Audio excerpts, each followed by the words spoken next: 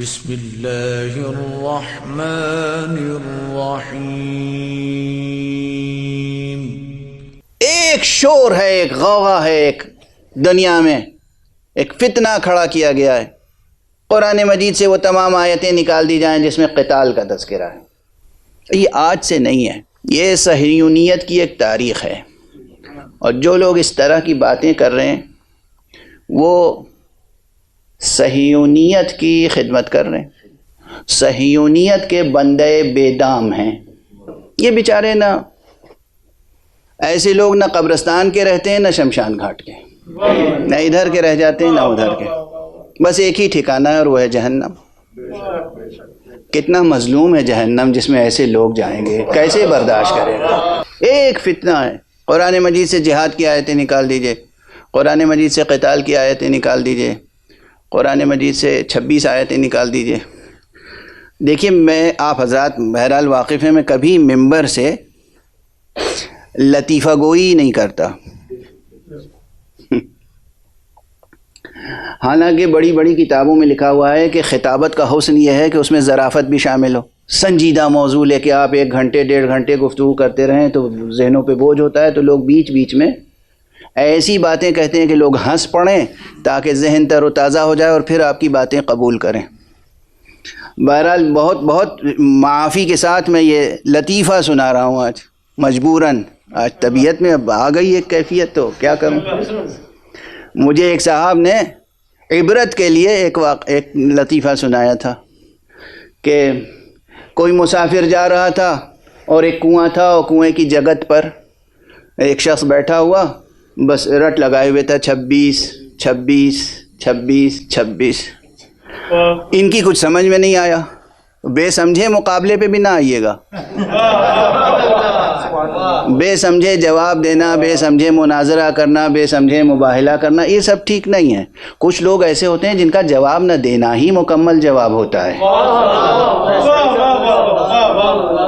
کچھ لوگوں کو جواب دے دیجئے تو اہمیت ہو جاتی ہے ان کی۔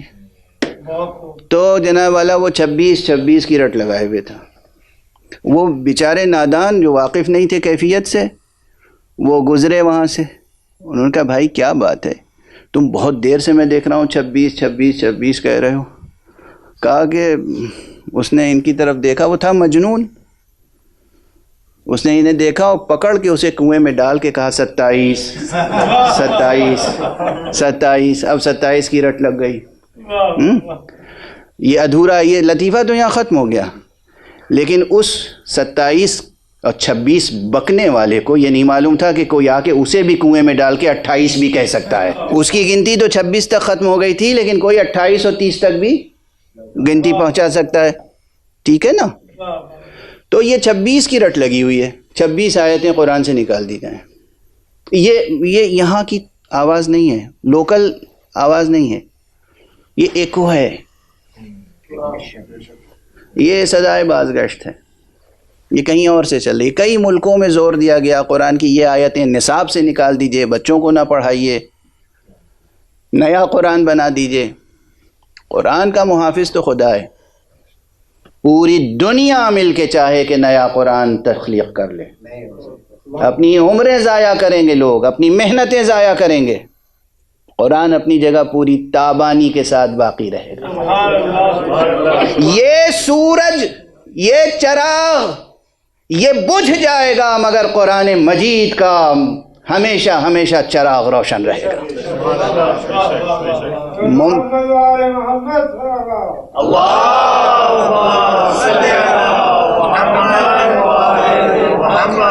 تو اب میں بس ایک جملے میں جواب عرض کر دوں، ورنہ ایک ایک آیت پر بیٹھ کر گفتگو تو 10 دن کی تقریر تو کافی نہیں ہے، اور میں نے چاہا تھا کہ اس 10 دنوں میں 9 دنوں میں کلیات مطالب عرض کر دیں، جزیات پہ ہمارے علماء اعلام بہت تفصیل کے ساتھ لکھ چکے ہیں۔ آپ کی خدمت میں عرض یہ ہے کہ قرآن کتاب حکمت بھی ہے، قرآن کتاب حیات بھی ہے، قرآن کتاب قانون بھی ہے۔ آپ کسی بھی دنیا کے ملک میں چلے جائیے،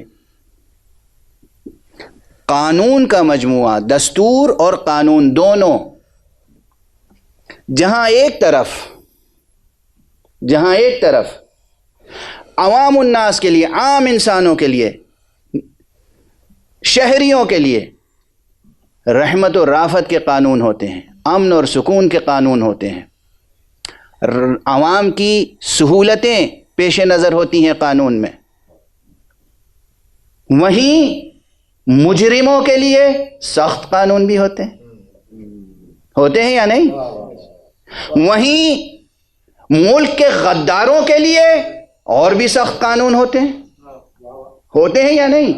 اب کوئی کھڑا ہو جائے سپریم کورٹ میں جا کے رٹ داخل کرے کہ دستور ہند سے اور قانون ہند سے یہ جو کچھ قانون کا مجموعہ ہے، اس میں سے یہ جو غداروں کے خلاف قوانین سخت سے سخت ہیں نا، کہ انہیں پھانسی بھی دی جا سکتی ہے، انہیں گولی بھی ماری جا سکتی ہے، انہیں قید میں بھی رکھا جا سکتا ہے، عمر قید بھی ہو سکتی ہے، انہیں اس طرح ٹریٹ کرو کہ ان کو ذلت کا احساس ہو، رسوائی کا احساس ہو، یہ سب قانون ختم کر دیجئے، چونکہ اخلاقیات کے خلاف ہے، انسانیت کے خلاف ہے۔ ممکن ہے سپریم کورٹ یہ اپیل تسلیم کر لے گا؟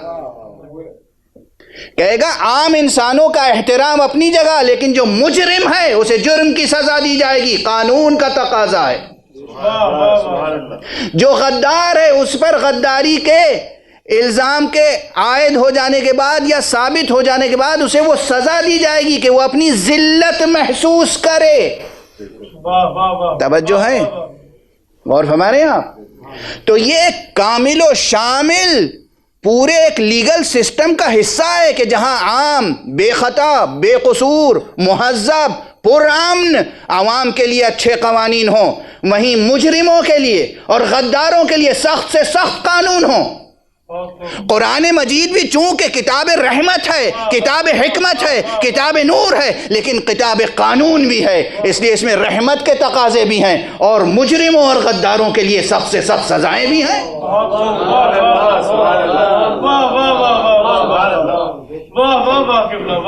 سزائیں رہیں گی، ایک حرف قرآن کا حذف نہیں کیا جا سکتا، ایک لائن قرآن مجید کی ڈیلیٹ نہیں کی جا سکتی، کم نہیں کیا جا سکتا، سب زندگی کا تقاضا ہے۔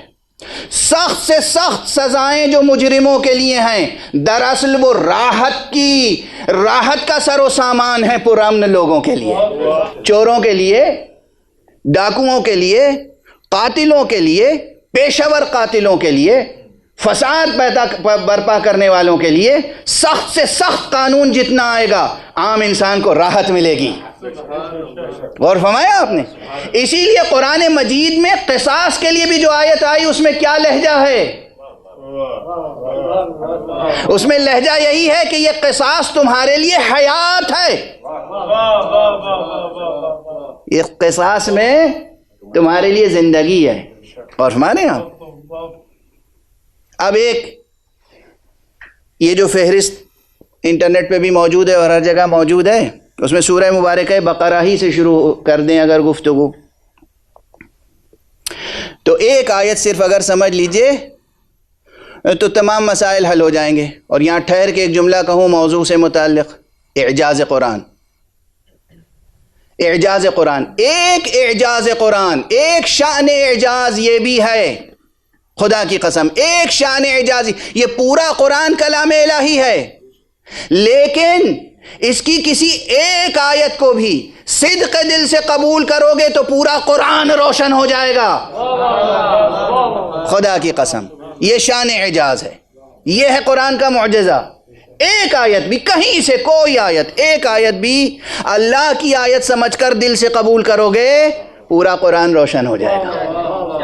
دل سے قبول کرنا شرط ہے، یقین کے ساتھ، ایمان کے ساتھ، سچائی اور صداقت کے ساتھ، پورے جذبے اور پورے وجود کے ساتھ۔ کہیں سے کوئی ایک آیت، اب یہ ایک آیت تسلیم کر عرض کر رہا ہوں، بسم اللہ الرحمن الرحیم، وقاتلوا فی سبیل اللہ الذین یقاتلونکم ولا تعتدوا ان اللہ لا يحب المعتدین۔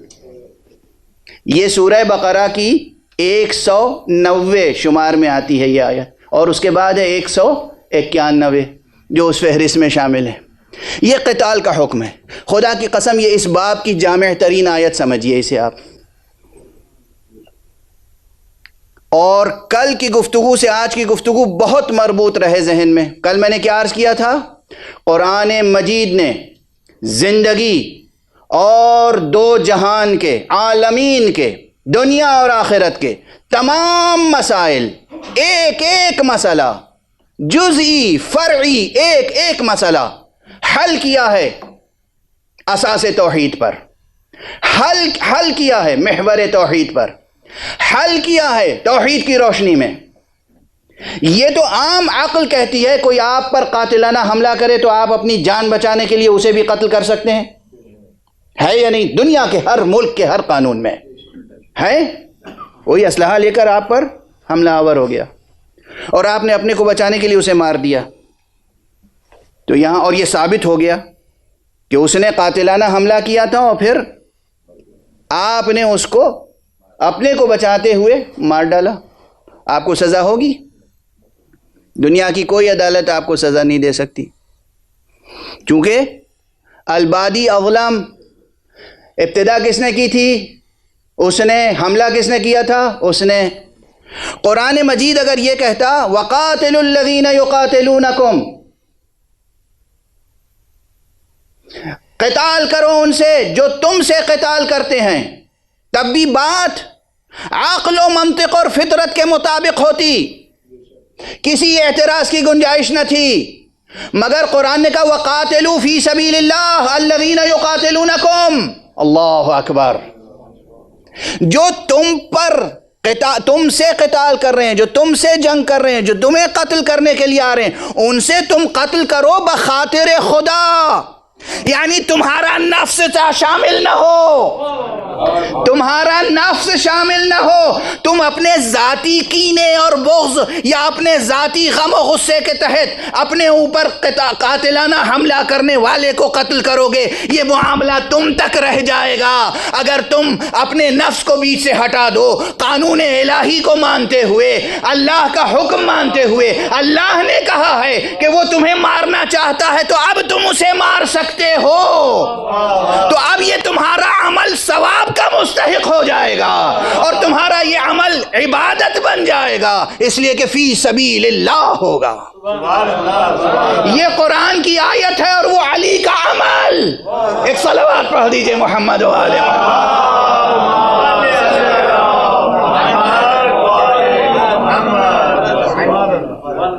واضح ہے، روشن ہے مضمون. وَقَاتِلُوا الَّذِينَ يُقَاتِلُونَكُمْ، نہیں یہ نہیں ہے. وَقَاتِلُوا فِي سَبِيلِ اللَّهِ الَّذِينَ يُقَاتِلُونَكُمْ، قتال کرو اللہ کی راہ میں ان سے جو تم سے قتال کر رہے ہیں. اور پھر بات یہی نہیں ختم ہوئی، پہلے تو خدا نے اپنی ذات کو درمیان میں ڈال دیا، اس کے بعد کہا وَلَا تَعْتَدُوا، اور دیکھو زیادتی نہ کرنا. اللہ اکبر. اور اس کے بعد ایک بڑا سا کلیہ بیان کر دیا، ان اللہ لا يحب المعتدین، اللہ کبھی زیادتی کرنے والوں کو پسند نہیں کرتا. ایک صلوات پڑھ دیجئے محمد و آل محمد.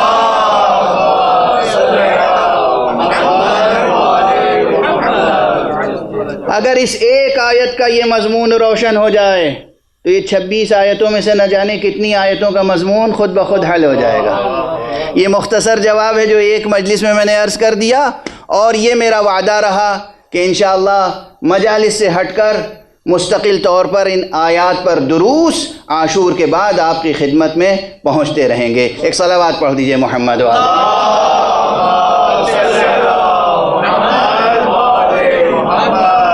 ایک اور صلوات پڑھ دیجئے محمد.